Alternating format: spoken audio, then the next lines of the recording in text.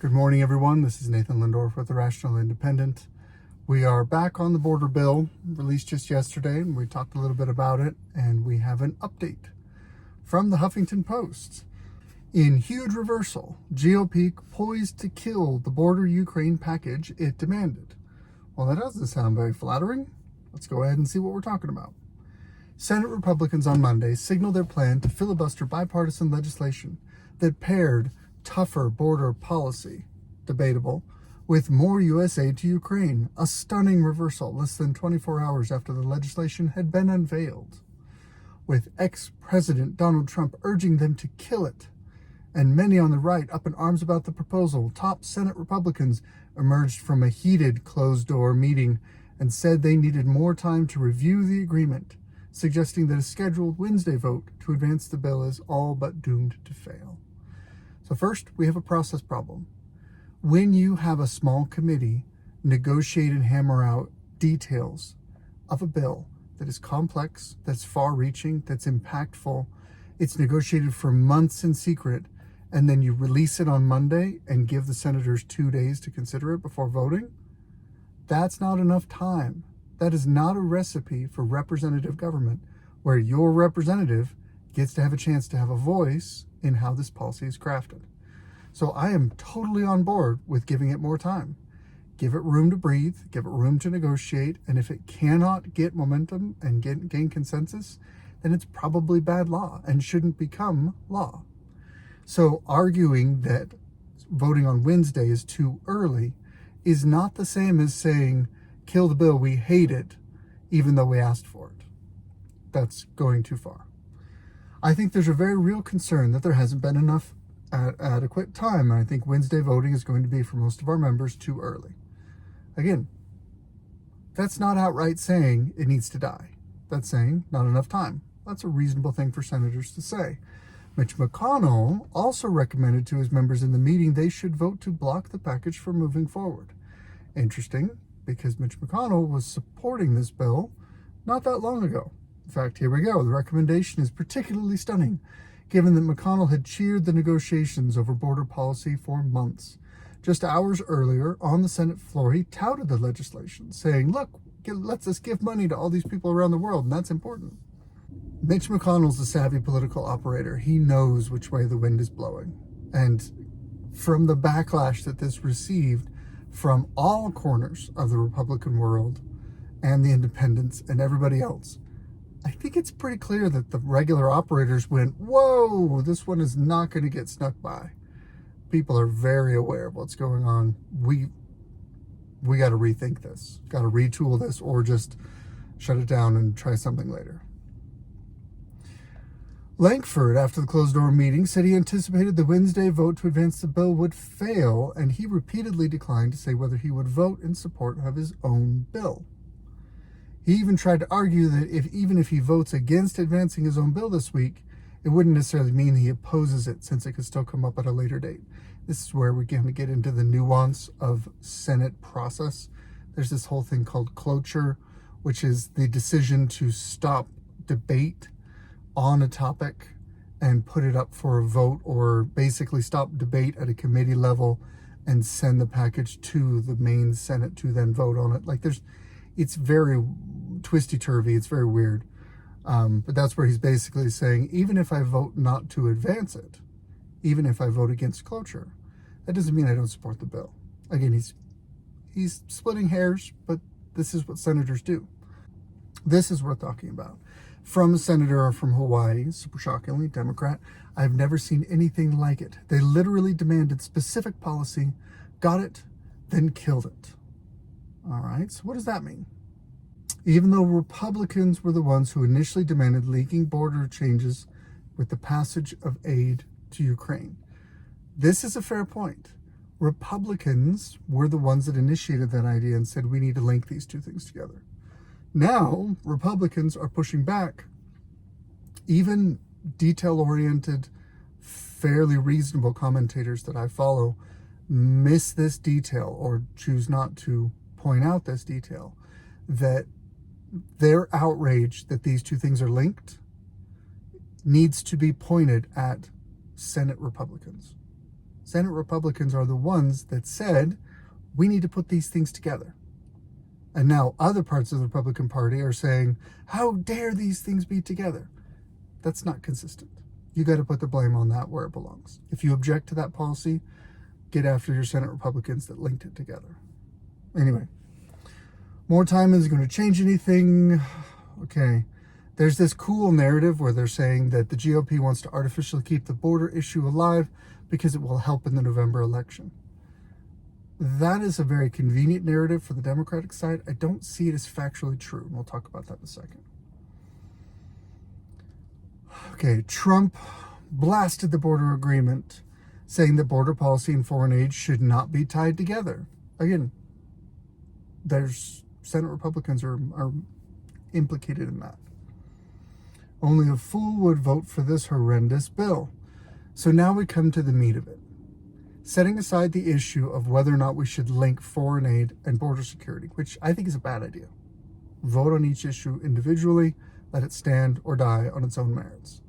So if we set aside that and set aside the feelings about Ukraine and Israel and Hamas and anti-China and all this other stuff, and we just look at the border security bill, that's where you're going to see most of the objections.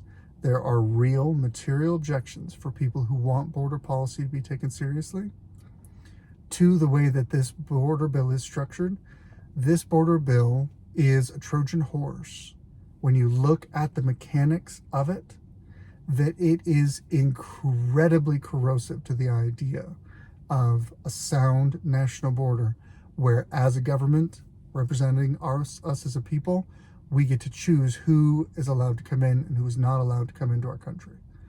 This border bill undercuts that enthusiastically. However, according to HuffPost, the border deal includes several big conservative wins, allowing the government to more easily expel migrants at the border, restrict claims for parole, and make it significantly harder for the migrants to claim asylum. It would also automatically shutter the border if illegal crossings reach or climb past a certain average daily threshold. What does shutter the border mean? Here's what it means if you look at the text of this law. What it means is if illegal crossings go over a certain threshold, then the Border Patrol says, we can't allow you over the border. You have to go to a port of entry. The border is never closed. Border traffic just stops being allowed at all of the non-border crossings. And instead, illegal aliens go to ports of entry and are then more or less further, looking at the text of this bill, if it's passed as is, there's an argument to be made that the new process will be the Border Patrol, both at ports of entry and at the unsecured border sections, will take people who come across the border and will basically say, here's a notice to appear to process your asylum claim. Here's paperwork that you can get a green card and be immediately eligible to work. Here is money for travel. Here is a place to stay. New York has hotels set up and prepaid credit cards for migrants, etc. Like this, it's so far away from what, again, I don't think it's a crazy, outlandish policy to just say, there's laws on the books that control immigration, enforce those laws. That's all we're asking for. I don't see that as an extreme position. But this border bill does none of that. It spends $20 billion and arguably makes almost every element of the border worse. The only thing that makes it maybe a little better, there's a small allocation, we talked about it yesterday, $650 million for a border wall. However, if you read the specific text, it says that they can spend up to $650 million if they have money left over after doing all the other things that this bill does. In other words, it's pretty likely not a single penny goes towards any kind of a border wall, but you put that language in there so people might say, oh, well, at least it has some money for the border wall. It's bait and switch. Negotiated in secret, tries to be passed in a hurry, completely undermines the rule of law and the constitutional order. That's the swamp. That's how it works. This is what happens when you put the permanent administrative state in charge of our country. All right. Progressive lawmakers and Latino Democrats lined up against the bill. I'm shocked they didn't say Latinx Democrats, because that's the more politically correct verbiage. Lined up against the bill, calling it inhumane and arguing it would make the situation on the border worse. So there are people who are saying, we oppose this bill because it doesn't give us enough, because it would make our pet projects harder. I think that's nonsense, but whatever. The U.S. Border Patrol's union endorsed the bill. That didn't change things. All right, the GOP's about-face leaves the future of U.S. support for Ukraine, as well as for Israel, is serious jeopardy. You mean in serious jeopardy. Layers of fact-checkers. The House is expected to vote on a standalone aid package for Israel this week, but the White House threatened to veto it on Monday. The administration strongly opposes this ploy, which does nothing to secure the border, does nothing to help the people of Ukraine defend themselves against Putin's aggression, fails to support the security of American synagogues, mosques, and vulnerable places of worship, and denies humanitarian assistance to Palestinian civilians, the majority of whom are women and children. So, you can't give money to Israel unless you also give money to Ukraine, because those are the same situation. And you can't give money to Israel unless you also give money to Palestine, or Palestinians rather. Except Palestinian civilians overwhelmingly support Hamas, who has declared war against Israel, and Israel has declared war against Hamas. So money that you give, you can call it humanitarian aid, but money that you give to the Palestinian people is going to end up in the hands of Hamas, and they're going to use it to expand their terrorist infrastructure, because that's what they've done for 20 some odd years, if not longer. So effectively, I'll repeat my argument from yesterday. If you're making the claim that we need to provide funding to Israel and the Palestinians, then you are making the claim that we as Americans need to fund both sides of this war. That somehow that's going to make this better. It's not going to make it better. You cannot ride the fence. You cannot support both sides of a conflict where at least one party has claimed that they would like to eliminate the other party from off the face of the earth. It's interesting that Israel is accused of genocide against Palestinians when it's the Palestinian terrorists who are claiming they would like to eliminate Israel as a body of people. From the river to the sea is a call for genocide.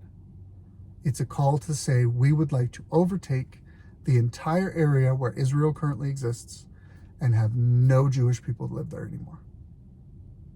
Put it another way, why is it that in that part of the world, in places where the Israeli military is in place, keeping the peace, you have both Jews and Arabs living in peace? But in areas where Hamas is in control, there are no Jews, only Arabs. Doesn't that tell you that one party allows the existence of both types of people, and the other party has a vision of only one group? To me, the proof is in the pudding. So as Americans, if we're looking at our president saying, we have to fund both sides of this war, that's a moral issue that we need to reflect that in our voting. Anyway, this is Nathan Lindorf with Irrational Independent. This has been my Reddit rant today. Good luck out there.